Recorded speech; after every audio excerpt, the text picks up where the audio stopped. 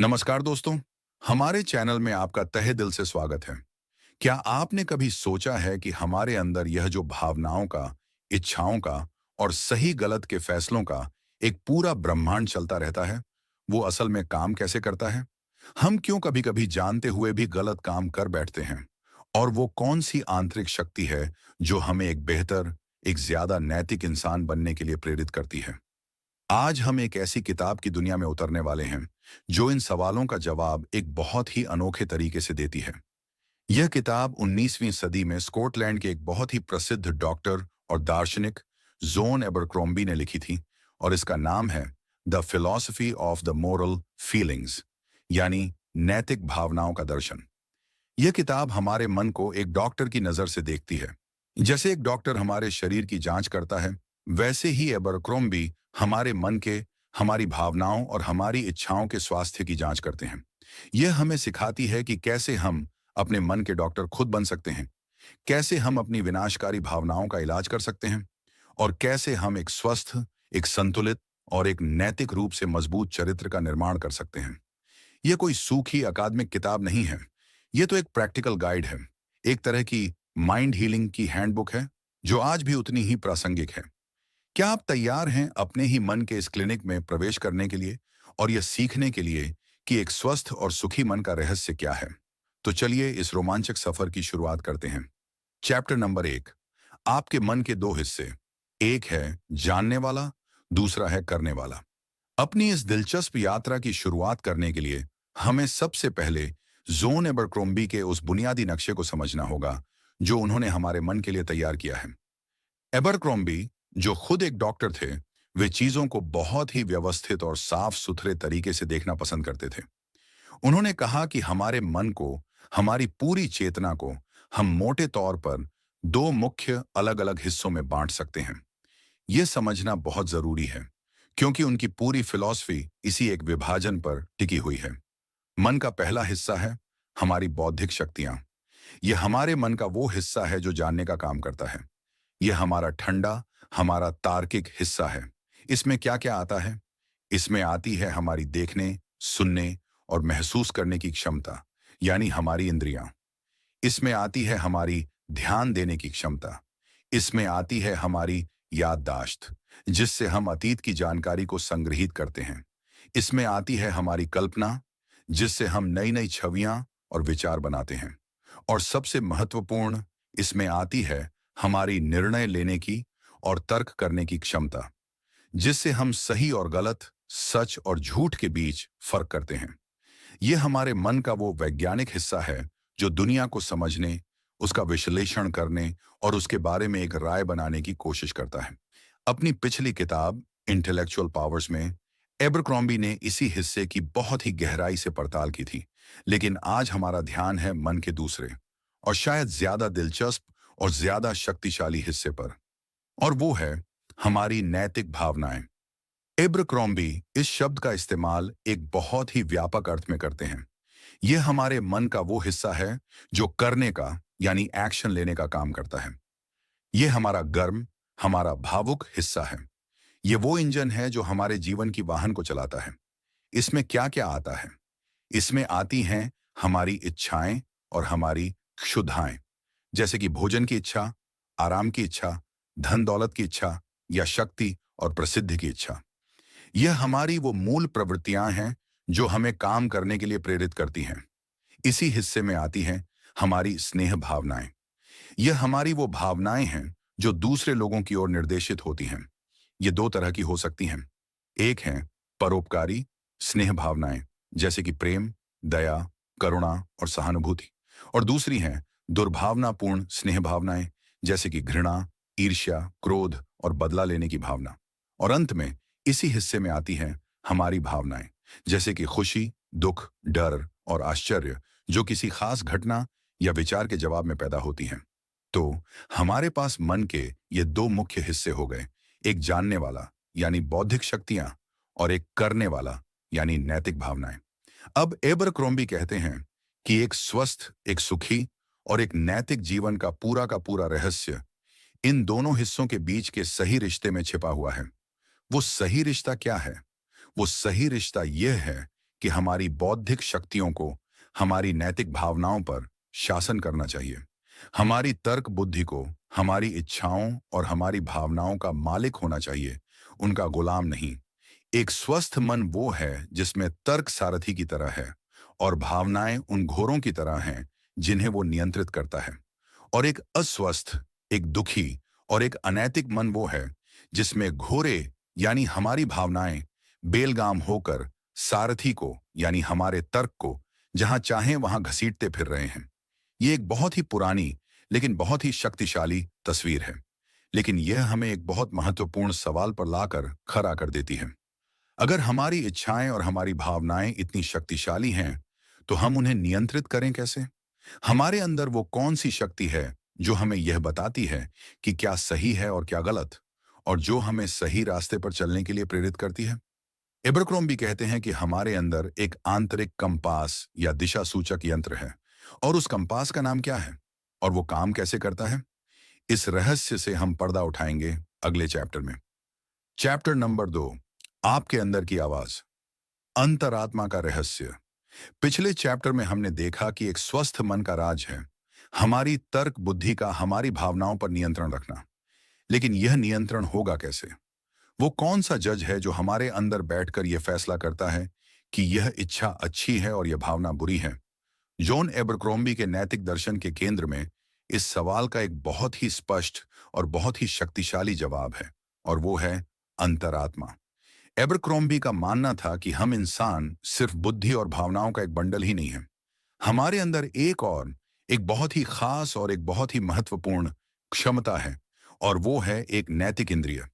ये हमारी अंतरात्मा है, एक आंतरिक आवाज, एक दिव्य प्रकाश जो हमें सही और गलत के बीच का रास्ता दिखाने के लिए दिया गया है। यह अंतरात्मा काम कैसे करती है? एबरक्रोम्बी कहते हैं कि यह एक जज की तरह काम करती है, जो हमारे हर काम और यहां तक कि हमारे हर इरादे पर भी अपना फैसला सुनाती है। जब हम कोई अच्छा काम करने के बारे में सोचते हैं या करते हैं, तो यह अंतरात्मा हमें एक तरह की शांति, एक तरह की संतुष्टि, एक तरह की स्वीकृति का एहसास कराती है। और जब हम कोई बुरा काम करने के बारे में सोचते हैं या करते हैं, तो यह हमें एक तरह की अशांति, एक तरह की बेचैनी और एक तरह की ग्लानि या अपराध बोध का एहसास कराती है।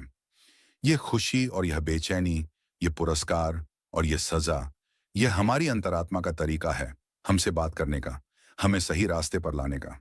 एबरक्रोम्बी का मानना था कि यह अंतरात्मा एक जन्मजात क्षमता है, यह हमें ईश्वर द्वारा दी गई है। ये हर इंसान के अंदर, चाहे वो किसी भी संस्कृति या किसी भी धर्म का क्यों ना हो, मौजूद होती है। लेकिन, और यह बहुत ही महत्वपूर्ण है, ये अंतरात्मा अचूक नहीं है। यह एक मांसपेशी की तरह है। अगर आप इसका इस्तेमाल करेंगे, अगर आप इसकी आवाज को सुनेंगे और उसका पालन करेंगे, तो यह और भी ज्यादा मजबूत और भी ज्यादा स्पष्ट होती जाएगी। लेकिन अगर आप इसे नजरअंदाज करेंगे, अगर आप बार बार इसकी आवाज को दबाएंगे और अपनी गलत इच्छाओं के पीछे जाएंगे, तो यह धीरे धीरे कमजोर और धुंधली होती जाएगी। और एक समय ऐसा भी आ सकता है जब आपको इसकी आवाज सुनाई देना ही बंद हो जाए। यह एक बहुत विशाल चेतावनी है। तो एक नैतिक जीवन का सबसे पहला और सबसे महत्वपूर्ण काम है अपनी अंतरात्मा को शिक्षित और प्रशिक्षित करना। और यह कैसे किया जाए? एबरक्रोम्बी कहते हैं कि इसके लिए हमें अपनी अंतरात्मा की आवाज के प्रति बहुत ही संवेदनशील होना होगा। हमें उस हल्की सी, उस धीमी सी आवाज को, जो हमें कुछ गलत करने से रोकती है, उसे सुनना सीखना होगा। हमें अपने दिन के कामों पर शाम को शांति से बैठकर विचार करना चाहिए। हमें खुद से पूछना चाहिए, आज मैंने क्या सही किया, मैंने क्या गलत किया? यह आत्मनिरीक्षण हमारी अंतरात्मा को तेज और सक्रिय बनाए रखने के लिए बहुत जरूरी है। इसके अलावा हमारी अंतरात्मा को एक मानक की, एक नियम पुस्तिका की भी जरूरत होती है, जिससे वो हमारे कर्मों की तुलना कर सके। एबरक्रोम्बी, जो एक गहरे धार्मिक व्यक्ति थे, उनके लिए वो अंतिम मानक था ईश्वर की इच्छा, जैसा कि वो हमें प्रकृति और पवित्र ग्रंथों, खासकर बाइबल में प्रकट होती है। एक धर्मनिरपेक्ष दृष्टिकोण से यह मानक हमारे संवैधानिक मूल्य, हमारे मानवाधिकार या हमारे अपने गहरे नैतिक सिद्धांत भी हो सकते हैं। महत्वपूर्ण यह है कि हमारे पास एक स्पष्ट उत्तर सितारा होना चाहिए, जिसकी ओर हमारी अंतरात्मा हमें निर्देशित कर सके। एब्रक्रोम्बी की यह अंतरात्मा की अवधारणा हमें हमारी अपनी आंतरिक दुनिया के बारे में एक बहुत ही शक्तिशाली विचार देती है। यह हमें बताती है कि सही और गलत का फैसला करने के लिए हमें हमेशा किसी बाहरी सत्ता, किसी पुलिस वाले या किसी जज की जरूरत नहीं है। हमारे अंदर ही एक जज बैठा हुआ है जो हमें लगातार देख रहा है। और हम दुनिया से तो झूठ बोल सकते हैं, लेकिन हम अपनी इस आंतरिक आवाज से कभी नहीं भाग सकते। यह हमें एक बहुत महत्वपूर्ण जिम्मेदारी देती है, अपने ही नैतिक स्वास्थ्य की जिम्मेदारी। यह हमें सिखाता है कि हमें अपनी अंतरात्मा को अपना सबसे अच्छा दोस्त और अपना सबसे प्रमुख मार्गदर्शक बनाना चाहिए। लेकिन हमारी इस अंतरात्मा को सिर्फ गलत इच्छाओं से ही नहीं, बल्कि एक और बहुत ही शक्तिशाली और अक्सर बहुत ही विनाशकारी बल से भी युद्ध करना होता है, और वो है हमारी अनियंत्रित भावनाएं। चैप्टर नंबर 3, भावनाओं का तूफान। जब दिल दिमाग पर हावी हो जाता है। अब जब हमने अपने अंदर के उस शांत स्थिर जज यानी अंतरात्मा को समझ लिया है, तो अब समय है उस तूफानी, उस अशांत और उस अक्सर बेकाबू लगने वाले महासागर की पड़ताल करने का, जो हमारी नैतिक भावनाओं का संसार है। एब्रक्रोम्बी हमें दिखाते हैं कि हमारी इच्छाएं, हमारी स्नेह भावनाएं और हमारी भावनाएं, ये सब अपने आप में अच्छी या बुरी नहीं हैं। वे तो ऊर्जा के स्रोत की तरह हैं। वे हमारे जीवन को रंग, गति और जुनून देते हैं। समस्या तब पैदा होती है जब यह ऊर्जा गलत दिशा में बहने लगती है, या जब यह इतनी ज्यादा शक्तिशाली हो जाती है कि यह हमारे तर्क और हमारी अंतरात्मा के बांध को तोड़ देती है। एबरक्रोम्बी इच्छाओं से शुरू करते हैं। वे कहते हैं कि कुछ इच्छाएं तो हमारे अंदर स्वाभाविक रूप से मौजूद हैं, जैसे कि ज्ञान की इच्छा, शक्ति की इच्छा या दूसरों से सम्मान पाने की इच्छा। ये इच्छाएं हमें महान काम करने के लिए प्रेरित कर सकती हैं। ज्ञान की इच्छा हमें एक विद्वान बना सकती है। शक्ति की इच्छा हमें एक अच्छा लीडर बना सकती है। लेकिन अगर इन इच्छाओं को तर्क और अंतरात्मा द्वारा नियंत्रित न किया जाए, तो यही इच्छाएं हमारे सबसे विशाल अवगुणों में बदल जाती हैं। ज्ञान की इच्छा अहंकार में बदल सकती है, शक्ति की इच्छा अत्याचार में बदल सकती है, और सम्मान की इच्छा घमंड में बदल सकती है। इससे भी ज्यादा जटिल हैं हमारी स्नेह भावनाएं, जो हमारे रिश्तों को परिभाषित करती हैं। एबरक्रोम्बी इन्हें दो मुख्य समूहों में बांटते हैं। पहला है परोपकारी स्नेह भावनाएं। इनमें सबसे प्रमुख हैं न्याय, दया, सत्यनिष्ठा और दोस्ती। ये वो भावनाएं हैं जो एक स्वस्थ और सुखी समाज की नींव रखती हैं। न्याय की भावना हमें यह प्रेरणा देती है कि हम दूसरों के अधिकारों का सम्मान करें और उनके साथ वैसा ही व्यवहार करें जैसा हम अपने लिए चाहते हैं। दया या करुणा की भावना हमें दूसरों के दुख को महसूस करने और उनकी मदद करने के लिए प्रेरित करती है। एबरक्रोम्बी कहते हैं कि इन परोपकारी भावनाओं को विकसित करना, उन्हें एक आदत बनाना, एक नैतिक जीवन का एक बहुत ही महत्वपूर्ण हिस्सा है। लेकिन फिर दूसरी तरफ हैं दुर्भावनापूर्ण स्नेह भावनाएं, और यह हमारे मन के अंधेरे कोने हैं। इनमें आती हैं घृणा, ईर्ष्या और क्रोध। एब्रक्रोम्बी एक डॉक्टर की तरह इन भावनाओं को मन की बीमारियों के रूप में देखते हैं, एक तरह के कैंसर के रूप में, जो अगर अनियंत्रित छोड़ दिए जाएं तो हमारी पूरी आत्मा को ही खा सकते हैं।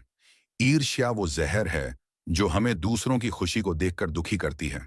घृणा वो आग है जो हमें दूसरों को नुकसान पहुंचाने के लिए उकसाती है। और क्रोध, जब वो अनियंत्रित हो जाता है, तो वो हमारे तर्क को पूरी तरह से अंधा कर देता है और हमें ऐसे काम करने पर मजबूर कर सकता है जिनका हमें जीवन भर पछतावा रहता है। एब्रक्रोम्बी हमें चेतावनी देते हैं कि हमें इन नकारात्मक भावनाओं के पहले संकेत के प्रति ही बहुत सावधान रहना चाहिए। जब भी हमारे मन में ईर्ष्या या घृणा का कोई छोटा सा भी विचार आए, तो हमें तुरंत अपनी तर्क बुद्धि और अपनी अंतरात्मा का इस्तेमाल करके उसे वहीं पर रोक देना चाहिए। उसे एक विशाल आग बनने से पहले ही बुझा देना चाहिए। यह एक निरंतर चलने वाली मानसिक बागवानी की तरह है, जिसमें हमें लगातार अच्छी भावनाओं के फूलों को पानी देना है और बुरी भावनाओं के खरपतवार को उखाड़ कर फेंकना है। यह हमें आज की दुनिया के लिए एक बहुत ही महत्वपूर्ण सबक देता है। हम आज एक ऐसी संस्कृति में रहते हैं जो अक्सर अपनी भावनाओं का पालन करो की बात करती है। लेकिन एब्रक्रोम्बी हमें याद दिलाते हैं कि हमारी सारी भावनाएं हमारी दोस्त नहीं होती। कुछ भावनाएं बहुत ही विनाशकारी और भ्रामक हो सकती हैं। हमें अपनी भावनाओं को महसूस तो करना चाहिए, लेकिन हमें उनका गुलाम नहीं बनना चाहिए। हमें अपनी भावनाओं का विश्लेषण करना सीखना होगा, ये समझना होगा कि वे कहाँ से आ रही हैं और क्या वे हमें एक बेहतर इंसान बना रही हैं या एक बदतर। एक स्वस्थ मन वो नहीं है जिसमें कोई नकारात्मक भावनाएं ही ना हों, बल्कि वो है जो उन भावनाओं को पहचानना और उन्हें नियंत्रित करना जानता हो। लेकिन यह नियंत्रण आएगा कहाँ से? चैप्टर नंबर 4, वो शक्ति जो चुनती है, इच्छा शक्ति की भूमिका। अब तक हमने मन के दो मुख्य प्लेयरों को देखा है। एक तरफ है हमारी ठंडी, तार्किक, बौद्धिक शक्तियां और दूसरी तरफ है हमारी गर्म, भावुक, नैतिक भावनाएं। और हमारे अंदर एक जज भी है, अंतरात्मा, जो हमें यह बताता है कि क्या सही है। लेकिन इस पूरे नाटक में एक और शायद सबसे महत्वपूर्ण प्लेयर है, और वो है इच्छा शक्ति। इच्छा शक्ति ही वो राजा है, वो कार्यकारी है, जो अंततः यह फैसला करता है कि हम किस आवाज को सुनेंगे, तर्क की या भावना की। आप जान सकते हैं कि सुबह जल्दी उठना आपके लिए अच्छा है, यानी यह आपकी बौद्धिक शक्तियों का काम है, और आपकी अंतरात्मा भी आपको यही करने के लिए कह सकती है। लेकिन आपकी आलस्य की भावना, यानी एक नैतिक भावना, आपको बिस्तर में ही रहने के लिए कह सकती है। अंत में यह आपकी इच्छा शक्ति ही है जो यह तय करेगी कि आप बिस्तर से बाहर निकलेंगे या नहीं। एब्रक्रॉम्बी के लिए इच्छा शक्ति ही हमारे नैतिक चरित्र का केंद्र है।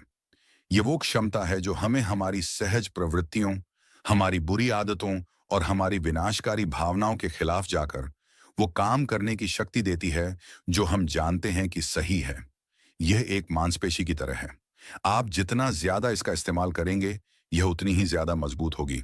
हर बार जब आप गुस्से के एक आवेग को रोकते हैं, हर बार जब आप एक और टुकड़ा केक खाने की इच्छा को नियंत्रित करते हैं, हर बार जब आप अध्ययन करने का फैसला करते हैं बजाय कि टीवी देखने के, तो आप अपनी इस इच्छा शक्ति की मांसपेशी को कुछ और मजबूत बना रहे होते हैं। लेकिन यह इच्छा शक्ति काम कैसे करती है? एबरक्रॉम्बी विलियम जेम्स की तरह ही ध्यान की केंद्रीय भूमिका पर बहुत जोर देते हैं।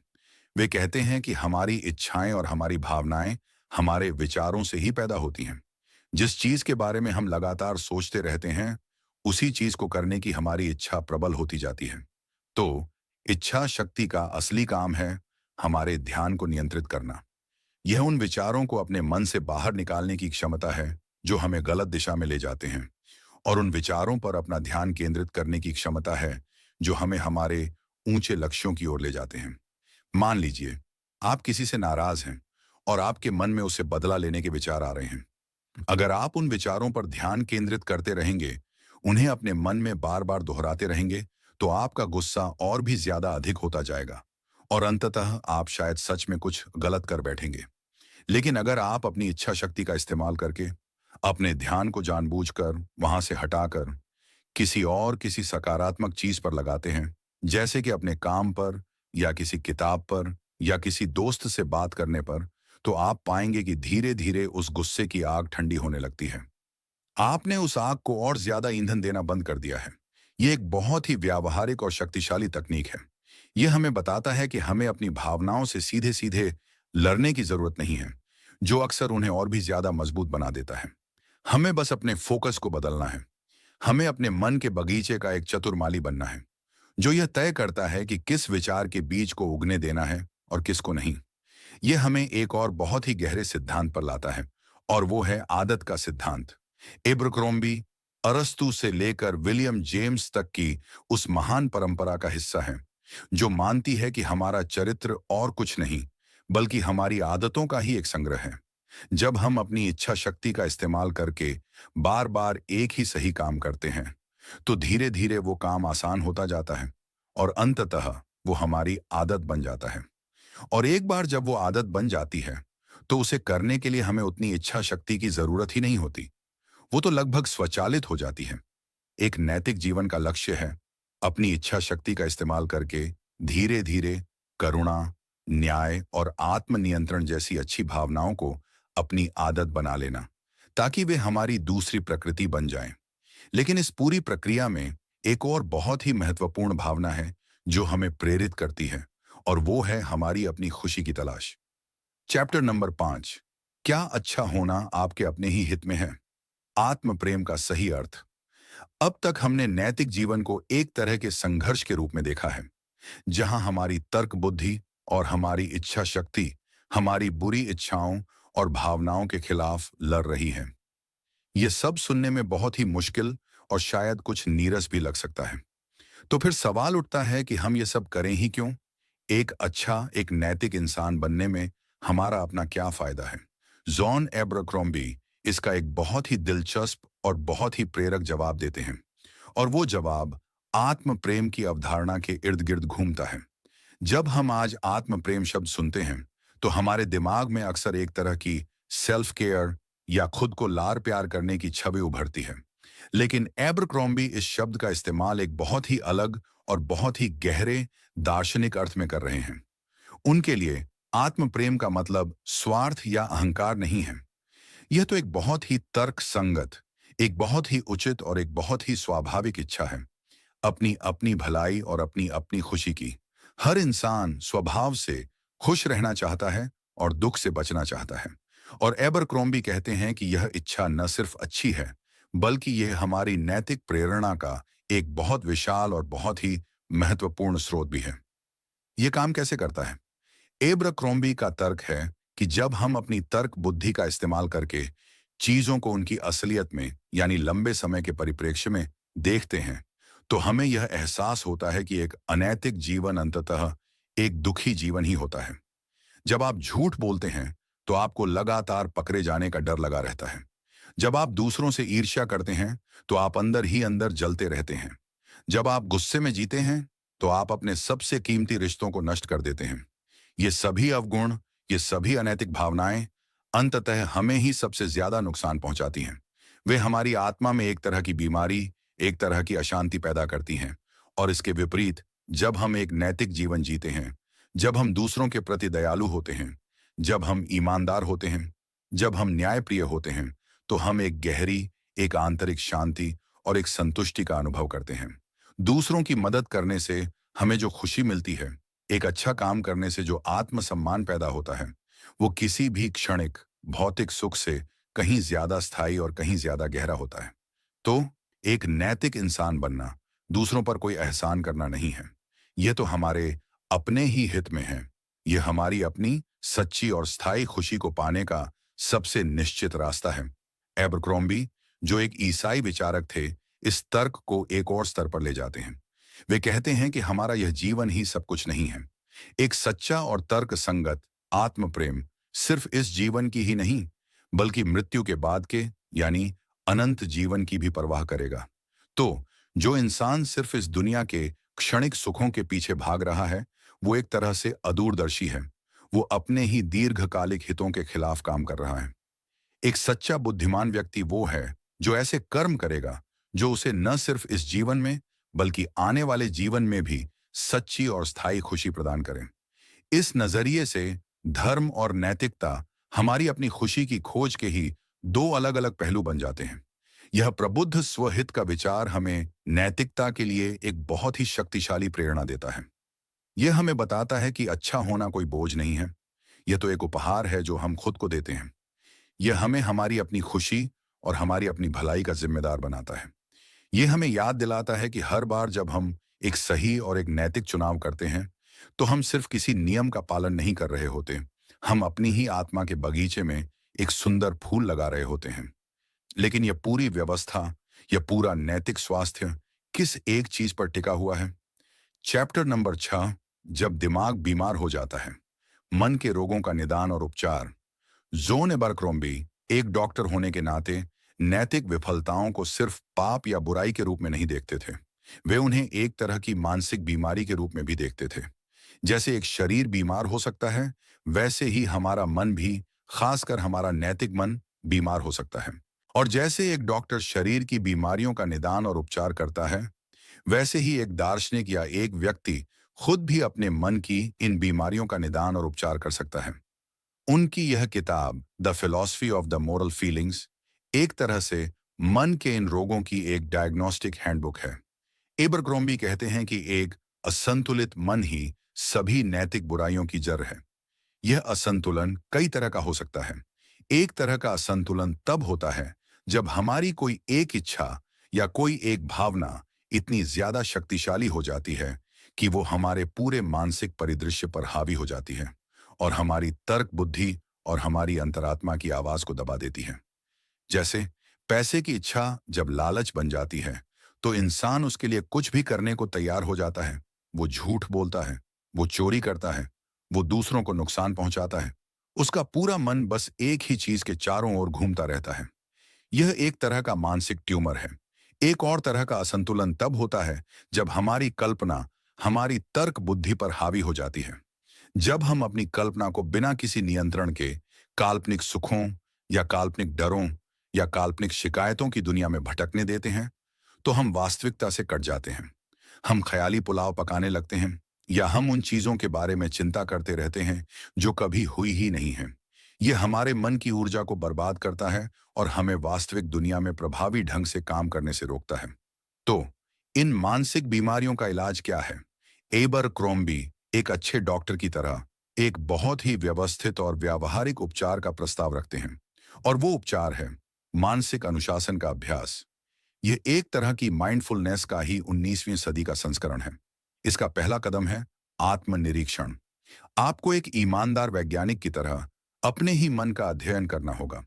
आपको अपनी प्रमुख इच्छाओं, अपनी प्रमुख भावनाओं और अपने सोचने के पैटर्न को पहचानना होगा। आपकी सबसे महत्वपूर्ण कमजोरी क्या है? क्या वो गुस्सा है, या आलस्य, या ईर्ष्या? जब तक आप अपनी बीमारी का सही सही निदान नहीं करेंगे, आप उसका इलाज कैसे कर सकते हैं? दूसरा कदम है अपने ध्यान को नियंत्रित करने का अभ्यास। जैसा कि हमने इच्छा शक्ति के चैप्टर में देखा, हमारे विचार ही हमारी भावनाओं और कर्मों को जन्म देते हैं। तो हमें एक दरबान की तरह अपने मन के दरवाजे पर खड़ा होना होगा और यह तय करना होगा कि हम किन विचारों को अंदर आने देंगे और किन को नहीं। जब भी कोई नकारात्मक, कोई अस्वस्थ विचार आपके मन में आए, तो उसे वहीं पर पहचानें और जानबूझकर अपने ध्यान को किसी सकारात्मक और उत्पादक चीज पर लगाएं। और तीसरा और सबसे महत्वपूर्ण कदम है आदत का निर्माण। इलाज का अंतिम लक्ष्य है स्वास्थ्य को एक आदत बना लेना। हमें बार बार सचेत रूप से सही चुनाव करने का, सही तरीके से सोचने का और सही भावनाओं को महसूस करने का अभ्यास करना होगा। शुरू में इसमें बहुत इच्छा शक्ति लगेगी, लेकिन धीरे धीरे यह आसान होता जाएगा, और एक दिन एक नैतिक और एक संतुलित जीवन जीना आपकी दूसरी प्रकृति बन जाएगा। आप एक अस्वस्थ मन वाले व्यक्ति से एक स्वस्थ मन वाले व्यक्ति में बदल जाएंगे। एबरक्रोम्बी का यह दृष्टिकोण बहुत ही सशक्त बनाने वाला है। यह हमें बताता है कि हम अपनी मानसिक और नैतिक अवस्था के निष्क्रिय शिकार नहीं हैं। हम में खुद को ठीक करने की, खुद को सुधारने की और खुद को बदलने की एक बहुत अहम क्षमता है। हम सब अपने मन के डॉक्टर बन सकते हैं, लेकिन यह सारा आत्म सुधार, यह सारा अनुशासन किस अंतिम लक्ष्य की ओर निर्देशित होना चाहिए? चैप्टर नंबर 7, दो दुनियाओं का नागरिक, इस जीवन और अगले जीवन की तैयारी। जॉन एबरक्रोम्बी सिर्फ एक डॉक्टर और एक दार्शनिक ही नहीं थे, वे एक बहुत ही गहरे और समर्पित ईसाई भी थे। और उनके पूरे नैतिक दर्शन को, उनकी पूरी मन की चिकित्सा को हम उनके इस धार्मिक विश्व दृष्टिकोण के बिना पूरी तरह से नहीं समझ सकते। उनके लिए इंसान सिर्फ एक भौतिक या एक मनोवैज्ञानिक प्राणी ही नहीं है, वो एक आध्यात्मिक प्राणी भी है, जिसकी अंतिम नियति इस सांसारिक जीवन से परे है। हम एक तरह से दो दुनियाओं के नागरिक हैं, इस अस्थाई भौतिक दुनिया के भी और उस शाश्वत आध्यात्मिक दुनिया के भी। और एक बुद्धिमान जीवन वो है जो इन दोनों ही दुनियाओं के लिए एक साथ तैयारी करता है। एबरक्रोम्बी के लिए नैतिकता का अंतिम आधार और अंतिम लक्ष्य दोनों ही ईश्वर हैं। वो अंतिम मानक जिसके द्वारा हमारी अंतरात्मा को हमारे कर्मों को आंकना चाहिए, वो ईश्वर की इच्छा है। उन्होंने माना कि ईश्वर ने हमें अपनी इच्छा दो तरीकों से बताई है। पहला, प्राकृतिक रहस्योद्घाटन के माध्यम से, यानी इस दुनिया की बनावट में और हमारे अपने अंदर की उस अंतरात्मा की आवाज में। और दूसरा, और ज्यादा स्पष्ट रूप से, विशेष रहस्योद्घाटन के माध्यम से, यानी पवित्र ग्रंथों, खासकर बाइबल में। तो एक नैतिक जीवन जीने का मतलब है अपनी पूरी जिंदगी को, अपने हर विचार, हर भावना और हर कर्म को ईश्वर की इस प्रकट इच्छा के साथ सामंजस्य में लाने का निरंतर प्रयास करना। यह उनके आत्म प्रेम के तर्क को भी एक नई और ज्यादा गहरी ऊंचाई देता है। जैसा कि हमने देखा, एक तर्क संगत आत्म प्रेम हमें एक नैतिक जीवन जीने के लिए प्रेरित करता है, क्योंकि एक नैतिक जीवन ही एक सुखी जीवन है। लेकिन एब्राक्रॉम्बी कहते हैं कि एक पूरी तरह से तर्क संगत आत्म प्रेम सिर्फ इसी 70-80 साल की जिंदगी की ही परवाह नहीं करेगा। वो तो अनंत काल की परवाह करेगा। वो यह समझेगा कि इस जीवन में हमारे चुनाव और हमारे कर्म यह तय करेंगे कि हम मृत्यु के बाद का अपना अनंत जीवन कैसे बिताएंगे। इस नजरिए से यह दुनिया एक तरह की परीक्षा है, एक प्रशिक्षण का मैदान है। यह हमें हमारी आत्मा को शुद्ध करने, हमारे चरित्र को मजबूत बनाने और हमें उस आध्यात्मिक दुनिया के लिए तैयार करने का एक अवसर है। इस जीवन में जो मुश्किलें और जो चुनौतियां आती हैं, वे हमें ईश्वर पर हमारा विश्वास और हमारी निर्भरता सिखाने के लिए हैं। और जो नैतिक गुण हम यहाँ विकसित करते हैं, जैसे कि करुणा, क्षमा और आत्मनियंत्रण, वे सिर्फ इस दुनिया में ही नहीं, बल्कि अगली दुनिया में भी हमारे काम आएंगे। यह धार्मिक ढांचा एबरक्रोम्बी के पूरे दर्शन को एक अंतिम उद्देश्य और एक अंतिम अर्थ प्रदान करता है। हम सिर्फ एक स्वस्थ मन इसलिए नहीं चाहते ताकि हम इस दुनिया में ज्यादा सफल हो सकें। हम एक स्वस्थ मन इसलिए चाहते हैं ताकि हम ईश्वर के साथ अपने रिश्ते को बेहतर ढंग से जी सकें और उस अंतिम लक्ष्य यानी मोक्ष को प्राप्त कर सकें। यह हमें दिखाता है कि 19वीं सदी में विज्ञान, दर्शन और धर्म के बीच का रिश्ता कितना जटिल और कितना अंतर संबंधित था। एब्राक्रॉम्बी जैसे विचारकों के लिए ये तीन अलग अलग क्षेत्र नहीं थे। वे तो एक ही अहम सच्चाई को समझने के तीन अलग अलग और एक दूसरे के पूरक रास्ते थे। उनका काम हमें आज की उस दुनिया की याद दिलाता है जहां अक्सर विज्ञान और धर्म को एक दूसरे के दुश्मन के रूप में देखा जाता है। एब्राक्रॉम्बी हमें एक ऐसे दृष्टिकोण की संभावना दिखाते हैं जहां तर्क और आस्था दोनों एक साथ एक ही सामंजस्यपूर्ण जीवन में रह सकते हैं। लेकिन एब्राक्रॉम्बी सिर्फ एक अकेले विचारक नहीं थे। वे अपने समय के एक महान बौद्धिक आंदोलन का हिस्सा थे। चैप्टर नंबर 8, स्कॉटलैंड की रोशनी, ज्ञानोदय और नैतिक भावना का स्कूल। नॉर्मन क्रेजमन की तरह ही जॉन एबरक्रोम्बी को भी पूरी तरह से समझने के लिए हमें उन्हें उनके बौद्धिक संदर्भ में, उनके परिवार में रखना होगा। और एबरक्रोम्बी का दार्शनिक परिवार था स्कॉटिश ज्ञानोदय की महान परंपरा। 18वीं सदी यूरोप के लिए ज्ञानोदय या तर्क के युग के रूप में जानी जाती है, लेकिन स्कॉटलैंड में इस आंदोलन ने एक बहुत ही खास और बहुत ही मानवीय रूप लिया। जहां फ्रांस के विचारक अक्सर अमूर्त तर्क और राजनीतिक क्रांतियों पर ध्यान केंद्रित कर रहे थे, वहीं स्कॉटलैंड के विचारक जैसे कि डेविड ह्यूम, एडम स्मिथ और थॉमस रीड इंसान के मन की, उसकी भावनाओं की और उसकी सामाजिक प्रकृति की गहरी पड़ताल कर रहे थे। इसी स्कॉटिश ज्ञानोदय की परंपरा से नैतिक भावना का स्कूल नामक एक बहुत ही प्रभावशाली विचार का जन्म हुआ और एब्राक्रॉम्बी इसी स्कूल के एक 19वीं सदी के उत्तराधिकारी थे। इस स्कूल के मुख्य विचारकों जैसे कि फ्रांसिस हचिसन और थॉमस रीड का तर्क था कि नैतिकता सिर्फ तर्क या किसी सामाजिक अनुबंध पर आधारित नहीं है, बल्कि हमारे अंदर एक छठी इंद्रिय की तरह एक नैतिक भावना भी होती है जो हमें सीधे सीधे सहज रूप से यह बताती है कि क्या सही है और क्या गलत। जब हम किसी को किसी की मदद करते हुए देखते हैं तो हमें एक तरह की आंतरिक खुशी या स्वीकृति महसूस होती है, और जब हम किसी को किसी पर अत्याचार करते हुए देखते हैं तो हमें एक तरह की घृणा या अस्वीकृति महसूस होती है। यह भावना तर्क से पहले आती है। एब्राक्रॉम्बी की अंतरात्मा की अवधारणा इसी नैतिक भावना के विचार का एक सीधा विकास है। उन्होंने इस विचार को लिया और उसे अपने चिकित्सा और अपने ईसाई विश्व दृष्टिकोण के साथ जोड़ दिया। लेकिन इस परंपरा से उन्हें सिर्फ अंतरात्मा का ही विचार नहीं मिला, उन्हें अवलोकन और अंतर्दर्शन पर आधारित मनोविज्ञान का एक बहुत ही व्यवस्थित तरीका भी विरासत में मिला। डगाल्ड स्टीवर्ट जैसे स्कॉटिश दार्शनिकों ने मन का अध्ययन एक विज्ञान की तरह करने की कोशिश की थी, अपने ही मन की प्रक्रियाओं का सावधानीपूर्वक अवलोकन करके। एब्राक्रॉम्बी का मन को बौद्धिक शक्तियों और नैतिक भावनाओं में बांटने का तरीका भी इसी परंपरा से आता है। तो एब्राक्रॉम्बी एक तरह से एक पुल की तरह थे, जैसा कि नॉर्मन क्रेजमन थे, लेकिन एक अलग तरह के पुल। वे 18वीं सदी के स्कॉटिश ज्ञानोदय के मानवतावादी और मनोवैज्ञानिक दर्शन को 19वीं सदी के विक्टोरियन युग की ज्यादा धार्मिक और ज्यादा चरित्र निर्माण पर केंद्रित चिंताओं से जोड़ रहे थे। उनमें हमें ह्यूम और रीड की अवलोकन की भावना भी दिखती है, लेकिन साथ ही हमें उस युग की एक गहरी नैतिक और धार्मिक गंभीरता भी दिखती है, जो मानता था कि ज्ञान का अंतिम लक्ष्य सिर्फ समझना नहीं, बल्कि एक बेहतर इंसान बनना है। ये समझना हमें एब्राक्रॉम्बी के काम के ऐतिहासिक महत्व को पहचानने में मदद करता है। वे सिर्फ एक अकेले अजीब विचारक नहीं थे। वे एक बहुत ही समृद्ध और बहुत ही महत्वपूर्ण बौद्धिक बातचीत का हिस्सा थे। उनकी किताब उस समय इतनी ज्यादा लोकप्रिय क्यों हुई? क्योंकि वो उस समय के लोगों की सबसे गहरी चिंताओं और सबसे प्रमुख सवालों को संबोधित कर रही थी।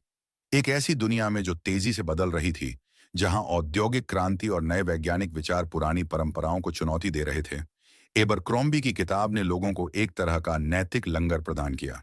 इसने उन्हें एक ऐसा व्यावहारिक और आशावादी दर्शन दिया जो विज्ञान, धर्म और रोजमर्रा की नैतिकता को एक साथ एक ही सामंजस्यपूर्ण तस्वीर में पिरोता था।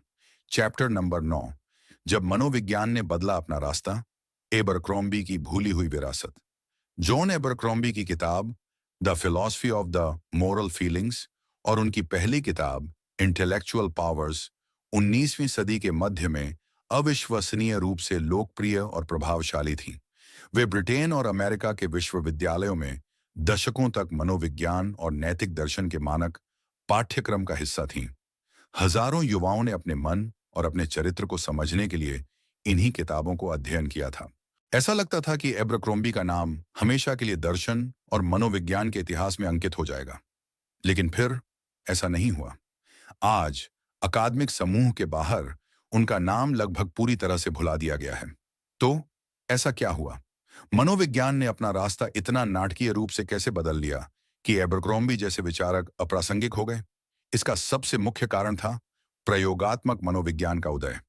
जैसा कि हमने विलियम जेम्स की ऑडियो बुक में देखा था, 19वीं सदी के अंत में विल्हेम वुंट जैसे जर्मन वैज्ञानिकों ने मनोविज्ञान को दर्शन की एक शाखा से निकालकर एक प्रयोगशाला आधारित विज्ञान बनाने का प्रयास शुरू किया।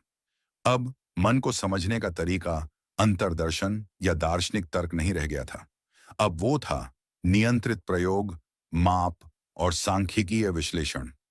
मनोविज्ञान अब आत्मा के बारे में नहीं, बल्कि प्रतिक्रिया समय और संवेदी सीमा के बारे में बात करने लगा था। एबरक्रोम्बी का तरीका, जो अपने ही मन के अवलोकन पर आधारित था, इस नए कठोर वैज्ञानिक दृष्टिकोण के सामने बहुत ही अवैज्ञानिक और व्यक्तिपरक लगने लगा। उसे आर्म चेयर साइकोलॉजी कहकर खारिज कर दिया गया। दूसरा मुख्य कारण था सिगमंड फ्रायड और मनोविश्लेषण का उदय।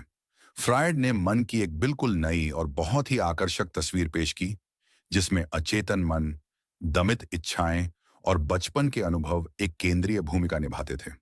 फ्रायड का यह अंधेरा, रहस्यमयी और कामुकता से भरा हुआ मन का मॉडल एब्रक्रोम्बी के तर्कसंगत, व्यवस्थित और नैतिक रूप से स्पष्ट मन के मॉडल से कहीं ज्यादा रोमांचक और आधुनिक लगता था।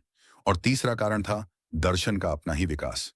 20वीं सदी की शुरुआत में एनालिटिक फिलॉसफी के उदय के साथ दर्शन और भी ज्यादा तकनीकी, और भी ज्यादा भाषा केंद्रित और भी ज्यादा धर्मनिरपेक्ष हो गया। एब्रक्रोम्बी का काम, जो मनोविज्ञान, नैतिकता और धर्म को एक साथ मिलाने की कोशिश करता था, वो इस नई दुनिया में किसी भी एक श्रेणी में ठीक से फिट नहीं होता था। एनालिटिक दार्शनिकों के लिए वो पर्याप्त रूप से दार्शनिक नहीं था, और नए मनोवैज्ञानिकों के लिए वो पर्याप्त रूप से वैज्ञानिक नहीं था।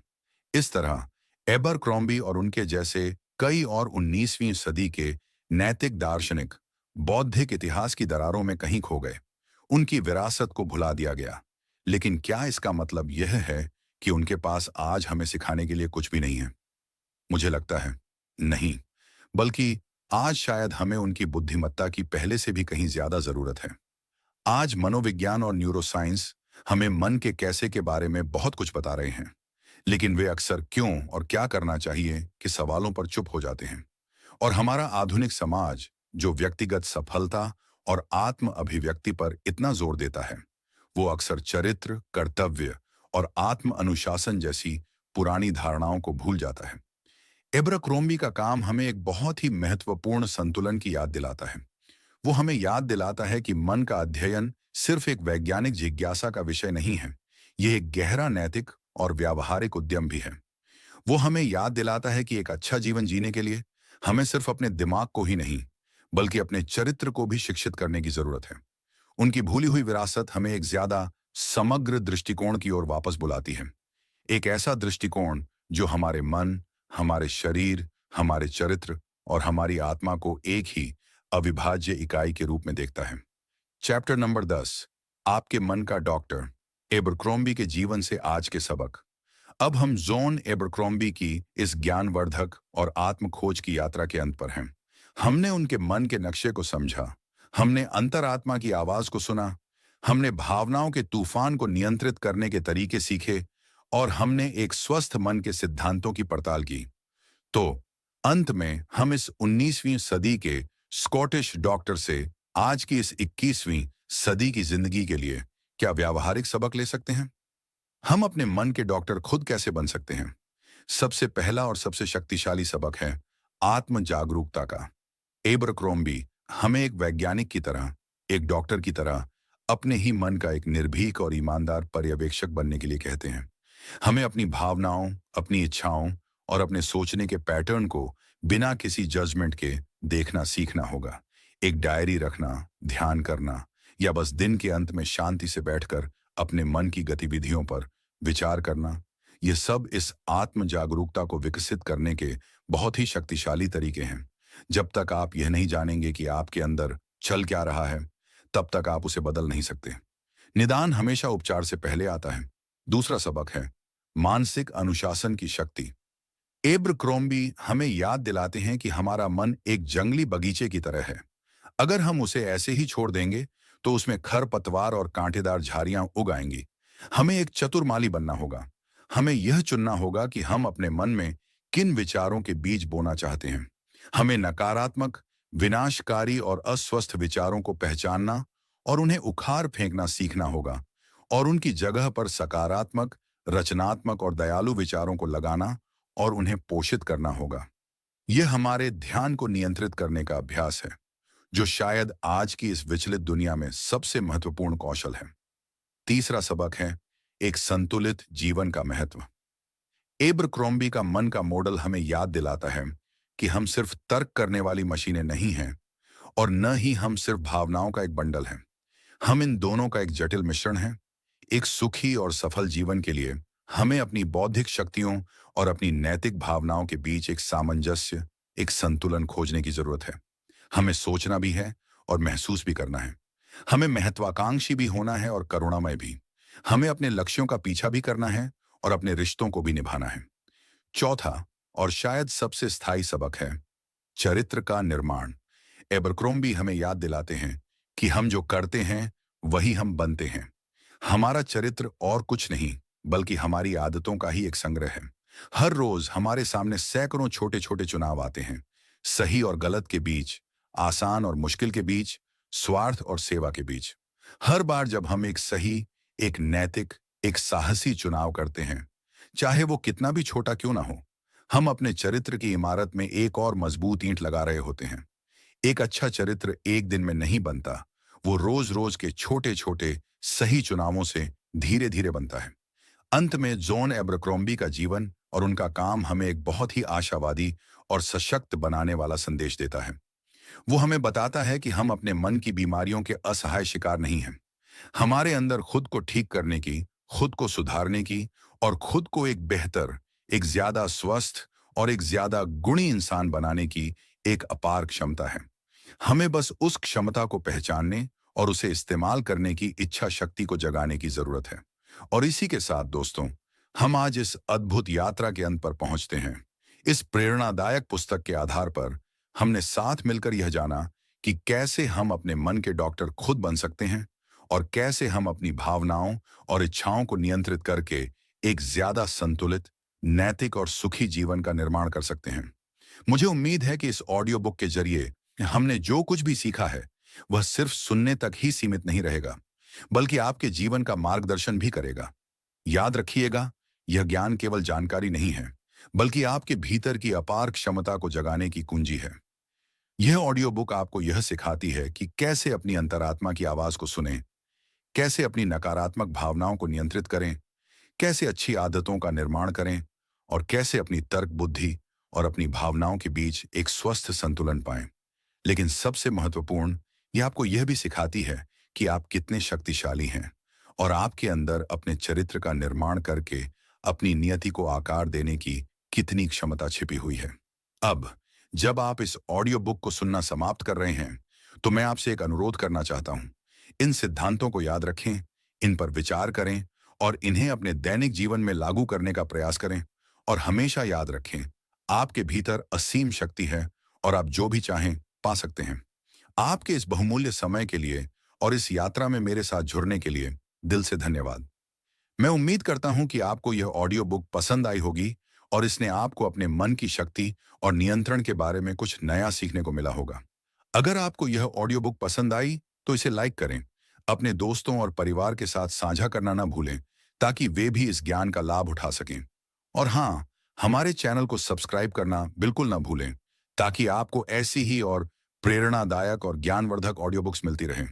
और हाँ, अपनी प्रतिक्रिया हमें कमेंट में जरूर बताएं।